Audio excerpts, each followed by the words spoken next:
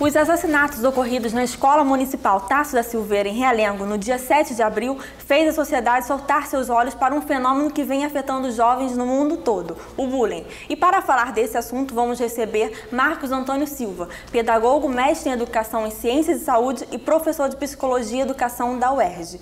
Olá, professor, tudo bom? Prazer em recebê-lo aqui. Então, para começar, depois do que aconteceu na escola em Realengo, as pessoas levantaram muito a questão do bullying. Por que está dando muita importância a isso hoje, se isso já não é novidade nas escolas? Tá. Bom, Karina, primeiro porque uma coisa é um fenômeno que sempre foi praticado, com bullying, que eu posso dizer que ele pode ser tão antigo, tão ou mais antigo quanto a própria escola de massa. Né? E outra coisa é quando você começa a estudar um fenômeno que é praticado. Enquanto fenômeno estudado, a gente tem menos de 40 anos aí que o bullying é estudado. Né? Primeiro na década de 70, pesquisadores noruegueses, depois na década de 80 por alguns pesquisadores europeus, mas no mundo como um fenômeno, no Brasil, por exemplo, a gente começou a estudar isso mais ou menos a partir de 2000, 2001, então é um fenômeno ainda muito recente. Né?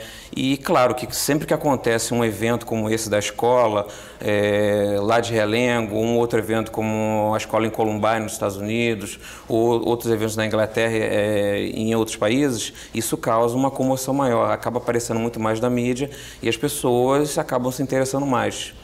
Sabemos que o rapaz que atirou nas escolas em Realengo tinha problemas mentais e sofreu bullying quando criança. Você acha que, por ele sofrer bullying, afetou ainda mais o problema mental dele? É possível sim. Imagina que você tem um barril de pólvora, quanto mais próximo esse barril de pólvora está de uma caixa de fósforos, de um isqueiro, pior o problema se torna, né? A possibilidade se torna pior. Então, acredito que tenha, independente de alguns pesquisadores dizerem que ele era esquizofrênico, tinha problemas mentais, enfim, mas eu acho que é uma situação mais de potencialidade do que de perigo real mesmo, tá? Claro que o bullying, de uma certa forma, conseguiu fazer esse tipo de coisa. Ele foi jogado no lixo, foi colocado dentro de uma privada, isso tudo influenciou bastante, né? No caso desse garoto, ele sofreu desde, pelo que eu li, né, do que foi colocado na internet, em outros casos, ele sofreu desde agressões físicas até passando por morais, psicológicas.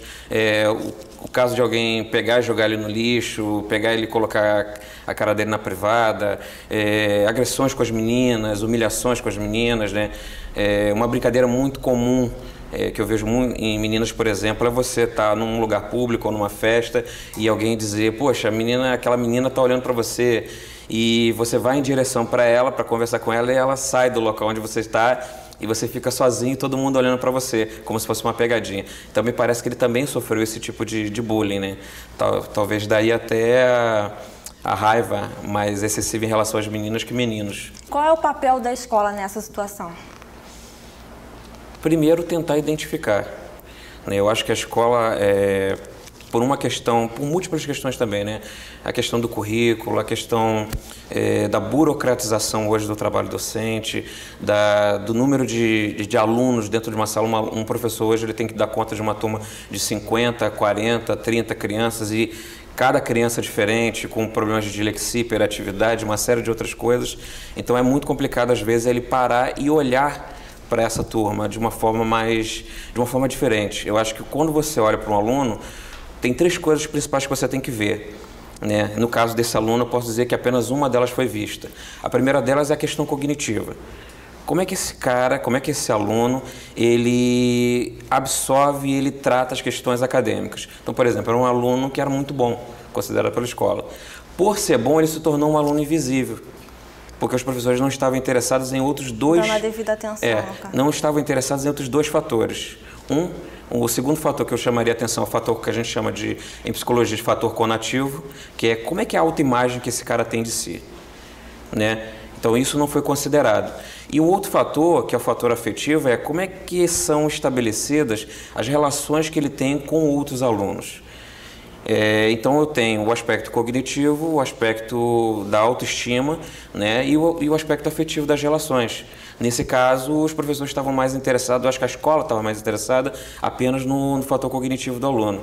Era um cara que tirava boas notas e por ser um cara que tira boas notas, não dá trabalho para ninguém. Ótimo, parabéns para você, tchau e benção. Você falou dos cuidados da escola e os cuidados em casa. Como que os pais podem identificar que o filho está sofrendo ou praticando bullying? Sim. Primeira coisa é observação.